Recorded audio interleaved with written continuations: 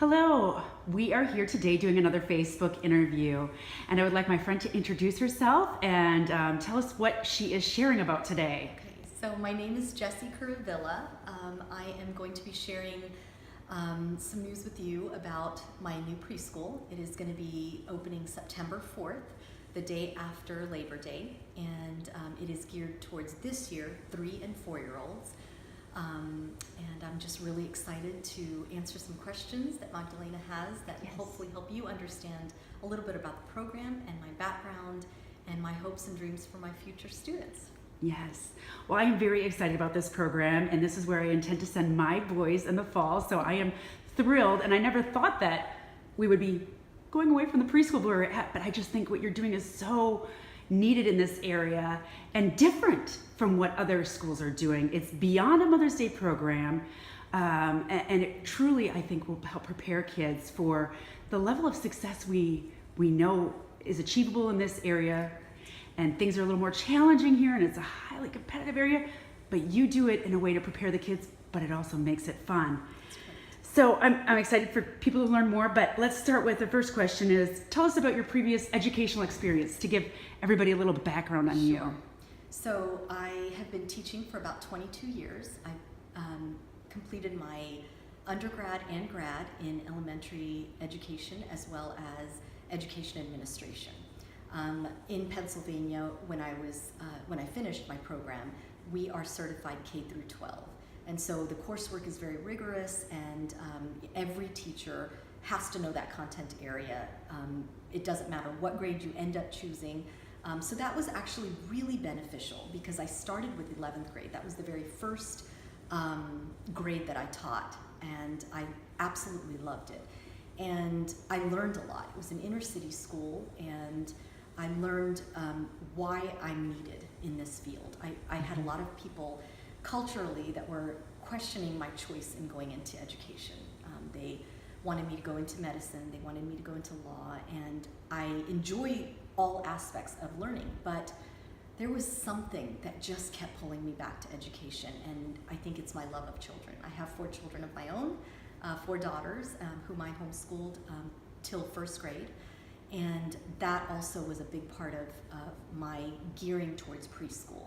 So 11th grade, 8th grade, 7th grade, 6th grade, 5th grade, and 4th grade are the grades that I've taught in our educational system. And then preschool, I started teaching in 2009 out of my home. I had 6 students, and it was mainly out of necessity that I did that. And I started writing my own curriculum at that time, and used everything that I had learned about my older 3 daughters and the reading and how they read and how they learned to read and the process in how they learned to read. And so I started writing these reading sheets, and I thought, it worked with my daughters. I'm gonna test it out this year and see if it works with students that are not my blood. And so at the end of that first year, I knew that I had something really special, really important. And I knew that in 2009, my long-term goal was to start my own preschool. And it has been a process. It has been a path that God has kind of woven me through. And I'm just so thankful that today, in 2018, I finally get to say that I am going to start my own preschool. The other preschool experiences I've had was in Austin. I worked for Abercorn International. They are a London, Austin, New York-based preschool. They are IB certified, which is International Baccalaureate, which I absolutely love. I love the thought process behind International Baccalaureate. Their big thing is all the way from 3-year-olds, actually they have 2-year-olds, our school started at 3 and goes up to 12th grade. They are wanting to produce thinkers, innovators, learners. They are compassionate, they are humble, they are giving. I mean, all of these great qualities that were so important to me as a mother in instilling in my students is inner baccalaureate. So I taught there, and then Lupine Lane, which was just a creative, oh my gosh, I can't even describe, hands-on, multi-sensory, just amazing program. And I taught there for about 1.5 years, and then we moved moved to Dallas in 2016, the summer of 2016.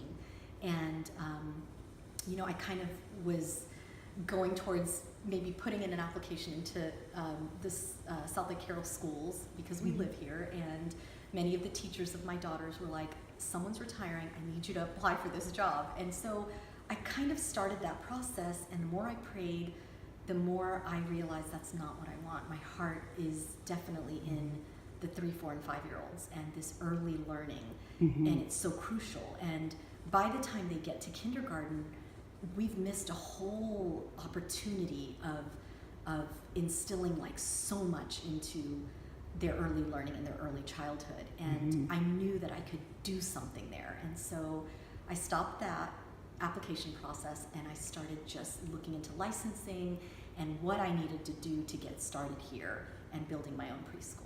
Excellent. So where are you in the licensing process? And when is your, I guess, well, you already said your date of when you're going to be starting. So right after Labor Day. So go ahead and tell us about your licensing and whether this is a true preschool or a Mother's Day out. Why don't you tell us about that? Okay, so I am already about midway through the licensing process to be licensed here in the state of Texas as a preschool. And to me, that's really crucial. You don't have to be licensed as a preschool. You can do a Mother's Day Out program, which is a 2 or a 3-day program. Mine is a 5-day program. And because the curriculum is one that I developed, it's got a reading, a math, a science, and then our history is kind of interwoven throughout each of the other subject areas. And so I officially get my license in August because it has to be 30 days by the state of Texas standards. It has to be 30 days within opening day. And so August 1st is the official. I've had the pleasure and honor of getting to know the head of licensing, Miss Kathy Adams, and she has been amazing. We've met a few times, and she's actually allowed me to turn in my application early. So I did my first, that's why I said I'm halfway through. So she's already helping me kind of make sure that when I am there in August and I turn in that final, it's already been checked, it's already been. Great. And so it goes through very, very quickly. It takes about 5 days since she's already looked through it and she's filed it, and now she's given me back and said, hey, you need to do A, B, and C. Let's get that moving. And so now that's what I'm working on. So I'm really, really blessed to know her and to be able to get this far so soon. Yes. Well, you stay on top of things too. I have no worries about you getting licensed. Yeah, you're always on top of things and very thorough. So I'm not surprised that it's happened so quickly for you. So let's go into what makes your preschool curriculum different than others and talk about the field trips, because I think this is such a great component. I guess the example I have is from the first time I took my kids to a fire station and how they were touring the fire station and touching the fire trucks, and just that hands-on experience, how it lasted months and years later they're still talking about it. That type of experience I want for them all the time, because it is true learning when they're experiencing it firsthand. Absolutely. And that's part of your program, which I think is awesome. So please tell us about that. It is. And you hit on some really key words. My program, what I've learned since 2009 till today, is that my program really is first and foremost academic based. It is an academic preschool that is experiential, that has experiential learning, and it's multisensory. It's very, very much just a full body, full sensory experience. And the reason that it is that, and the reason that it evolved to where it is today, is that I started with my own children, and we did field trips, every day. And a field trip can be as simple as a nature walk, but it has to have purpose. And there has to be a lesson that is, the goal has to be met at the end of that field trip. And my field trips are everything. We have gone to veterinary offices and watched a hog having his teeth pulled and cleaned. Wow. Where we were actually in the surgery room. They were in the full gear, and and the doctor, he was amazing. He was actually explaining it to the kids as he's doing it. He's just narrating through the whole process, something that I can't do. Right. And I'm an educator, and this is my field, and this is what I love, and this is my passion. But I can't be an expert in every single thing. I can't Right. be an expert in gravity and force and motion. But you know what? A bicycle store owner can be, because that is his business. Yes. That is his knowledge. That is his pinpoint, everything. And so when we learn about gravity and force and motion, and we learn about all of these science terms, then we go to the store and he's showing us, he's flipping a bicycle around, showing us what's happening when the wheels are rotating, and then flips it back around and puts it on a ramp, and then takes them and says, let's do this. Let's actually move the pedal, and let's see, how is force, going to be, how's that energy source going to be, happening? How is that going to work? And they will never forget that. We've gone to eye doctors, we've gone to dental offices, so many medical, sports, physical therapy places. We have gone to the symphony, where it's not just sitting as an audience member, because that's not an active participation. That is, we're sitting there and they're learning something really amazing about it, but then we take it a step further and they meet. I always schedule and I call ahead, and this is part of the field trips, that it's not just going somewhere, it's doing something while we're there. Yes. So they're watching the show, they get to see all the instruments, they get to see the musicians, they get to see the conductor, but then we go backstage and we get to meet the director. I mean, I was shocked. I did not expect the conductor to be there that day when we went to the Houston Symphony. They surprised me. And they brought the conductor out. So at first it was just supposed to be musicians in each of the musical instruments. So one cellist, one violinist, one flutist. And so when we got there, it was just them, and the kids started asking them questions, and we were thinking it's almost over. And she said, hold on a second, just wait right there. And she went and she got the conductor, Robert Franz. Wow. And he comes out in his, tuxedo, and he comes out and he shakes each of their hands, makes eye contact with them. And then he says, are there any questions for me? I'm the conductor of the Houston Symphony.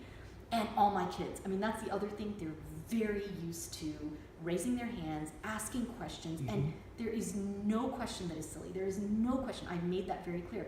Whatever is in your mind, whatever is in your heart that you want to know, ask it.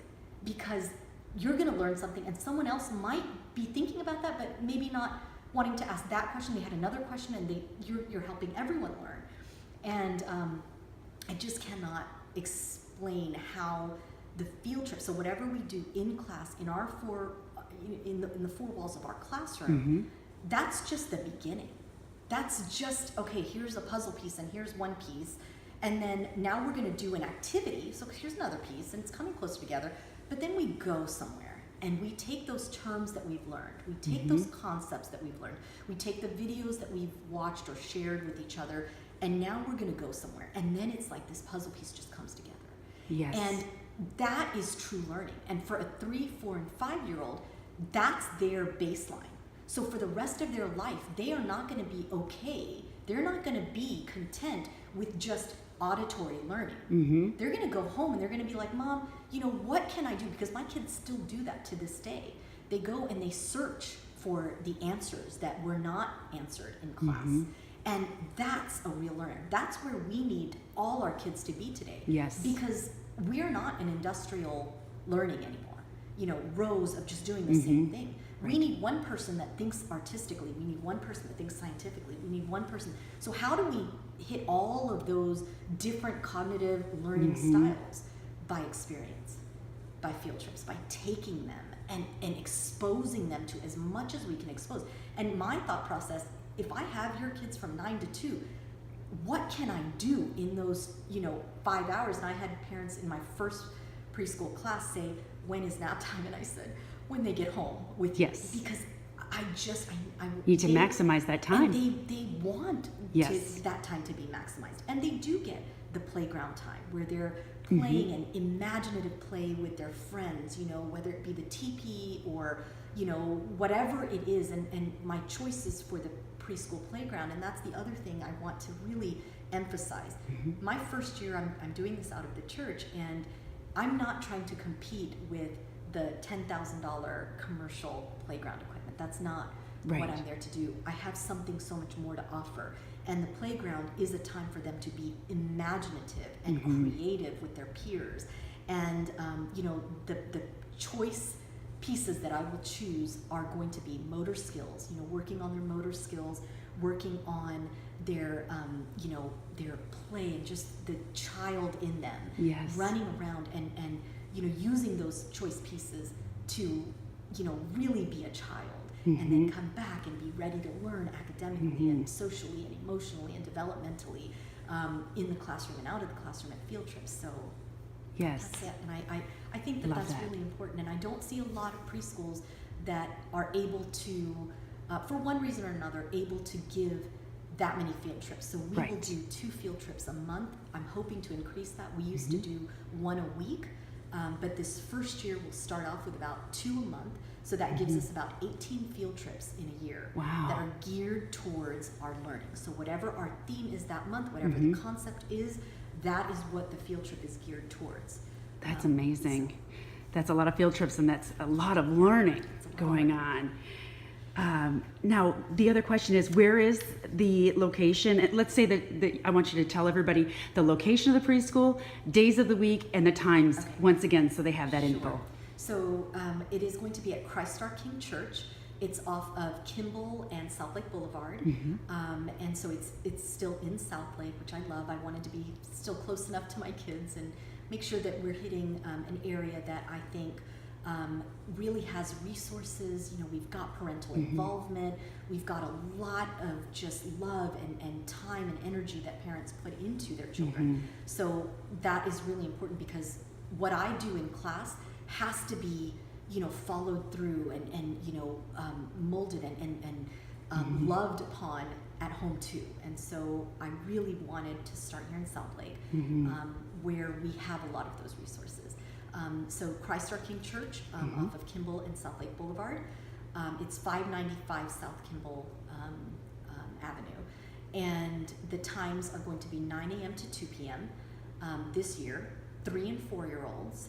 We will have a mixed class of 3 and 4-year-olds, and this year, and then it will be a Monday through Friday curriculum schedule. Yes. And the reason for that is I've had a lot of parents ask me, "Do you have a 2-day or a 3-day?" And my answer is I don't, because there is something really important about having it 5 days, the consistency of the curriculum, the consistency of the content. And because I do a field trip, that takes my entire day, that one day, and it's usually on Fridays, and so I'm losing that. And the content and the curriculum is so strong, and it is so wonderful that what I've learned is the kids want to come every day. I've had students that have had the flu or had been sick, and the mom's like, "Can you, Miss Jessie, in the morning, can you please talk to Sophia and Sydney, because they really want to come, but they're sick. They're running a fever. Can you explain to them why they can't come to school today?" And I've had to get on the phone the morning of class and explain why they can't come to school. So I know that they love it, and I know they're capable. Yes. And they're past the age of, I think, needing those naps. That's why I know that it's okay not to have a nap during school. Right. So I'm, really excited about Me it. too. And that's the basic information of where, when, Yes. and how long.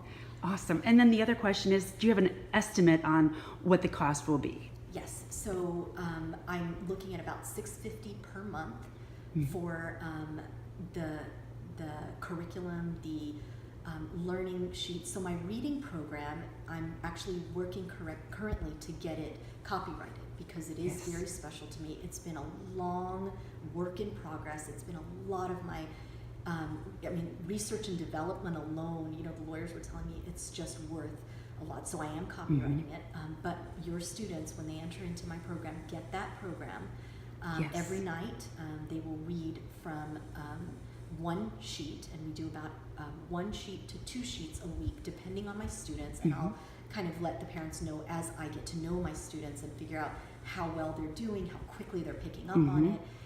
And so we'll talk about that. But that includes the reading program, that includes the materials, books, supplies, field trips. I have not yet, because we're new, and I'm just starting the process of finding out how much field trips cost. So Right. that Just might like or might elementary not, school, but sometimes there's fees depending on how much Exactly. tickets are for this and that sort of thing. There's little fees along the way, which makes sense. They even do that at public schools. Exactly, and transportation Yes. is included in that price Okay. for each of the field trips. Oh, that's great. Yeah, that's a big component. Yes. Great. Great. Now, you have an informational meeting coming up next week. So when and where is that happening? So that's going to happen at Christ Our King Church. I want the parents to be able to at least kind of figure out where the school is, where the church is, and where my classrooms is going to be. It's in the Sunday school classrooms. I'm using 2 of the Sunday school classrooms. I think they have 5. So it'll be there. And what time is it at? That's going to be 10 a.m. 10 a.m. and next Tuesday. Next Tuesday. Okay, great. And then I'll have more once the playground and the classroom is all finished, which is July 15th is when the playground will be done at the end of June. July 15th, my classroom and everything will be completely done. So I'll have some open houses where you can come, take a look at curriculum, take a look at sample work, which I have a bunch of it here, and then some of the reading sheets, and then the math program, the curriculum that I use is an early childhood based curriculum, and then we move on up to a kindergarten first grade curriculum by the time they're 4 and 5. So it's really amazing to see, and I'd love for you guys to come and take a look at all of that. Wonderful. Well, I appreciate it very much.